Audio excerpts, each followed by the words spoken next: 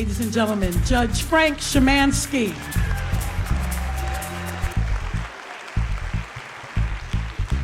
Thank you.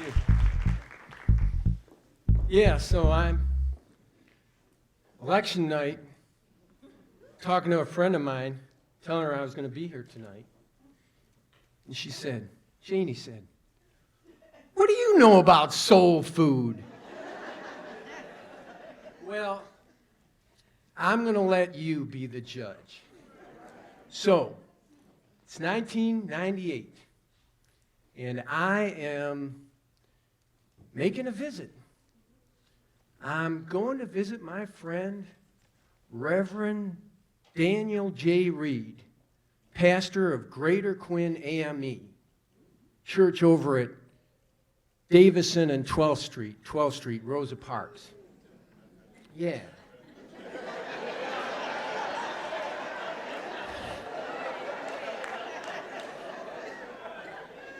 Now, I'd been to some black church services before, because in 1990, when we were working to get my brother Judge David Szymanski, elected to the Wayne County Probate Court, well, we did some campaigning. And we did some campaigning in some churches. We were in churches all across the city. And we had a team that would pass out flyers, put them on the cars, whatever. I would always go in the church because I wanted to see what was going on. I wanted to be part of this. I mean, these churches, these services, they were amazing. I mean, just hooping and hollering and stomping and singing and they weren't just singing, they were singing.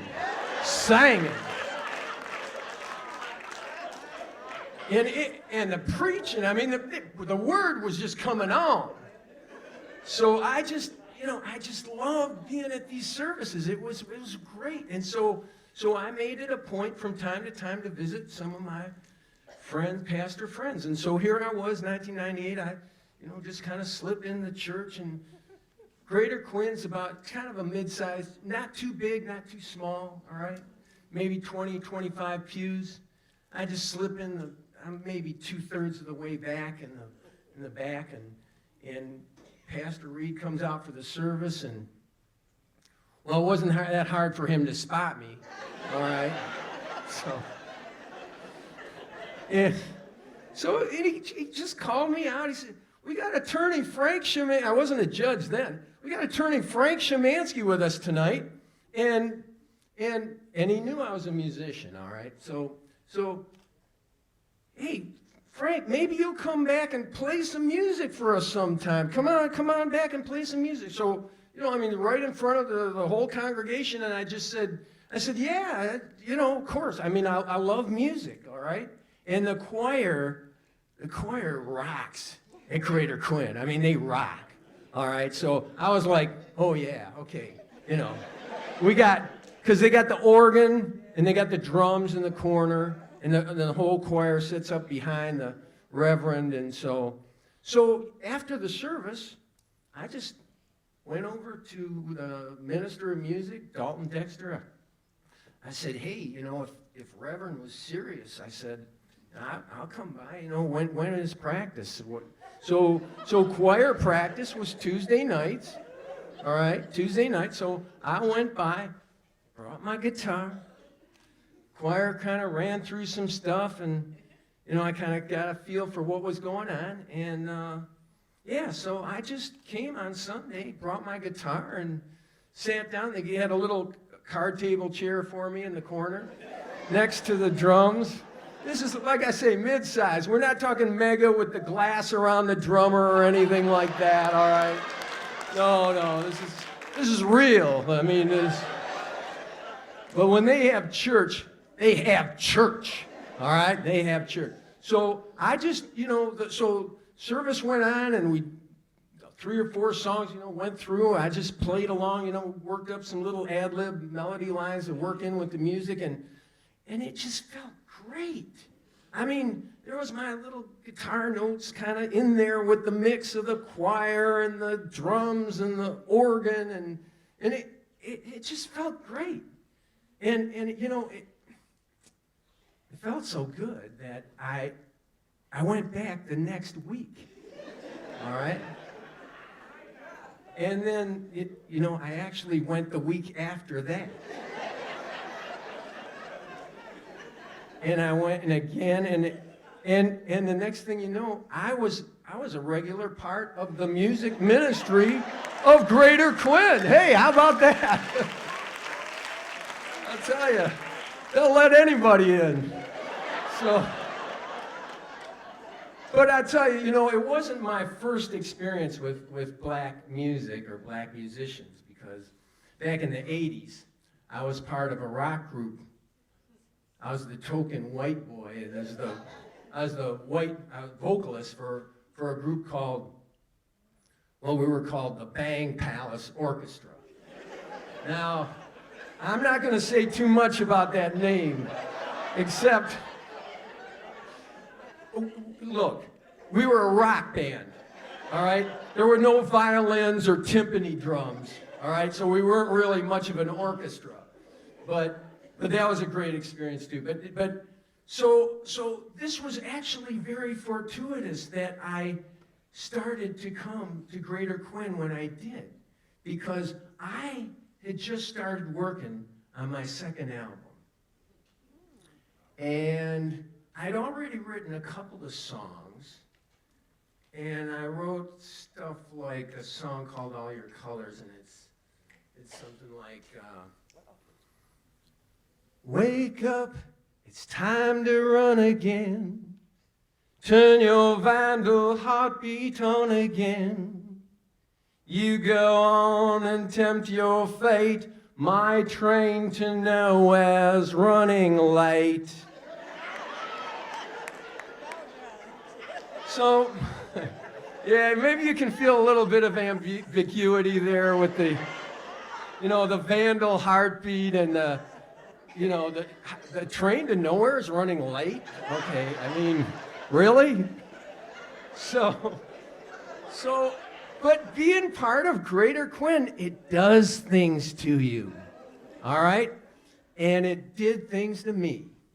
And I was still writing, but those songs they kind of started changing. They started to transform, and I came up with songs like Pages of Love, and In the Clear, and Angel Coming. I mean, Angel Coming. I mean, I recorded that song, and I remember a friend came by to hear it. Somebody I hadn't seen in a while. I ran into and listened to the song, and apparently was going through some heavy stuff. Just burst into tears listening to this song. So, yeah, so the themes of the music, I mean, the spirit just kind of started coming out in these songs.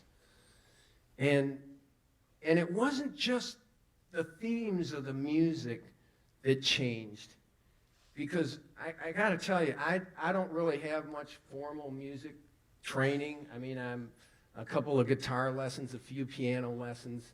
I don't really know a lot of music theory. But I'll tell you what, being at Greater Quinn with Dalton Dexter, I mean, that man, our minister of music, he has got more music in this little finger than I have in this little finger. No, I mean, than I have in my whole body, all right? I mean, it just comes out of him. And the harmonies were beautiful, and I'm listening to this stuff every Sunday. So I started writing harmonies for my songs, and of course, well, I'm just doing the vocals, so I'm doing my own harmonies. But then every few years, I got to tell you, every few years, I come up with a really good idea. All right. So one day I was at the church, and The church, the choir is just rocking away. They're just, they're just blowing it up like usual. And there's one voice singing a counter melody across the rest of the choir. And you could hear, this voice was so clean and so clear and so pure and so earnest. Jesus. Jesus, literally Jesus, because I was like, is he here? Because it was like this woman had, it was like there was a hole in the roof of the church, and she had a direct line to the Lord Almighty. I'm serious. She was like eye to eye with the Lord. I've never seen an angel, but if you were in that church that day, you heard one. Absolutely. Cydia Wicker. And I get this idea, like, wow, she can't just sing, she can sing. She can sing. So I'm like, what if I got her to sing on my album? Oh, yeah. That idea just started rolling around in my head, and the next thing you know, I had the nerve to say, hey, Cydia, I'm working on this album. Would you maybe be willing to come over and sing a little bit for me? And lo and behold, she said yes. So she sang on my record, and it's just the earnestness, the clarity. We got there's a song on the record called Main Way, and it's just like one of my favorite parts of the whole album. I just let her go, and you just hear her singing, we're on the main way again. It's just one of my favorite parts of the whole record. So I got to tell you, a lot of great things happened to me while I was part of the music ministry at Greater Quinn, because I met I met the love of my life, my wife Victoria, who's actually here tonight. I love you, Victoria. I love you with all my heart. We got married at Greater Quinn. Yeah. We had our 2 children who are here. Michelle is 10 now. Michelle was baptized at Greater Quinn. We had Evan. Evan is 7 now. Evan was baptized at Greater Quinn. And it just was a great experience. So a lot, and I got elected judge. Come on. Hey. I get to serve in the juvenile court. I get to walk into a courtroom every day, work to help other people, make people's lives better, get paid to help people. It's beautiful. So a lot of blessings. Now, but actually my favorite part of this story is I have to kind of go back to the beginning of it, because I remember talking to my mom, Polish Catholic lady, married a Polish Catholic. My parents, they were, and we grew up in the Catholic Church. And I remember telling her that I had started going to Greater Quinn, and that I was going to be, yeah. Mom, she knows not to always expect the usual thing out of me, okay? It's just that way. You're talking about Polish Catholic. My parents had 6 boys. She wanted 1 priest. She got 4 lawyers. All right, so the Lord answers prayers in a strange way. But I told Mom, I said, Mom, I'm going to this Greater Quinn. I'm playing the guitar there. It feels good. I'm gonna just keep doing it. And I think my mom, she had a story for me. All right, she had a story for me. So she told me, she said, well, Frank, and we're just sitting there at the kitchen table. It's just her and I. And she said, Frank, when we were little, we used to go to Mass on Sunday mornings, and we used to drive past one of the black churches in the city. And she said, you could hear the singing. You could hear the Spirit coming right through the walls. And she said, if you're telling me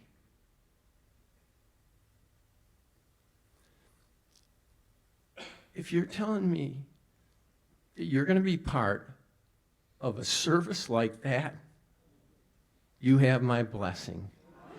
You have my blessing. I love you, Mom. I love my friends at Greater Quinn. Love my family. And I'm going to just, if it's all right with you, I'm going to give you a little sample of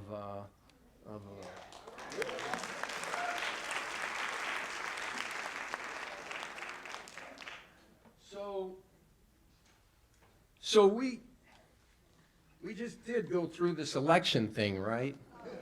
Yeah. So, and some of us aren't too happy about the way it came out. But hey, and I actually was on the ballot. I don't know if any of you saw me, but hey. All right. So some of us weren't that happy how it turned out. Well, but I got to tell you, it's not about what's out there. It's about what's in here. And more than that, it's about what's in here. Right? Amen. So, and by the way, we've got CDs too.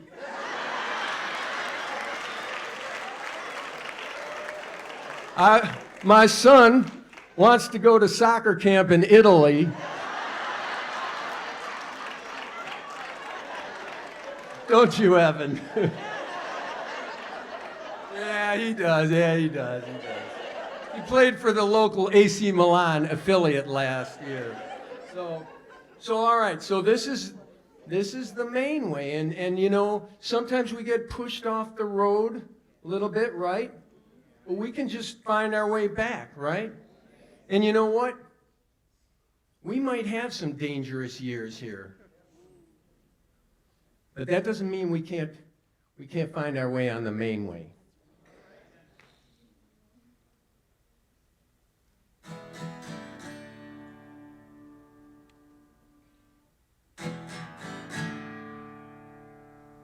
And when you can remember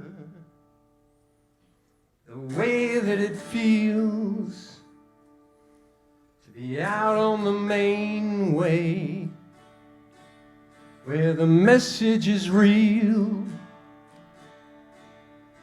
but what does it matter now, except what's inside?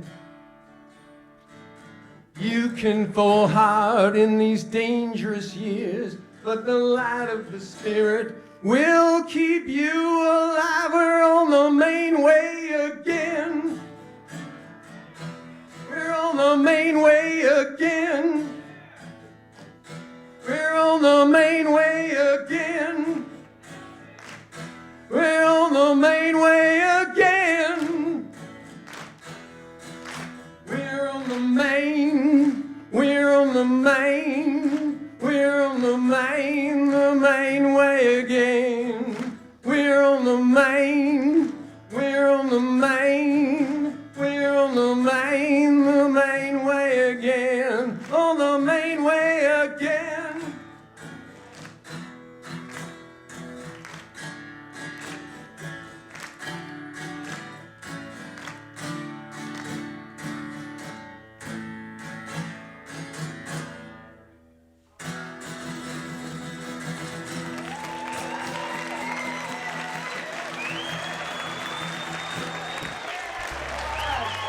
We're on the main way again.